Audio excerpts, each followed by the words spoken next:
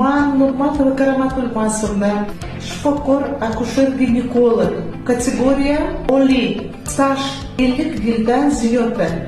Ishlagan joylarim viloyat tug'ruq bo'limi, shahar tug'ruq bo'limida, chet elda, arab mamlakatlarida 3 yildan ko'proq ish ko'rsatganman. Ukrainada Yevpatoriya sanatoriya maydonida ham ishlaganman.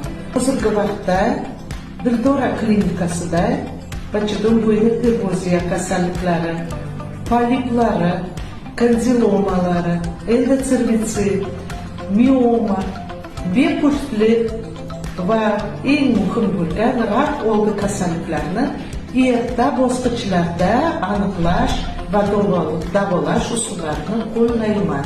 6 oy davomida 1000 tadan ziyod ayollar menga murojaat qilgan va hammasi shifo topib ketgan.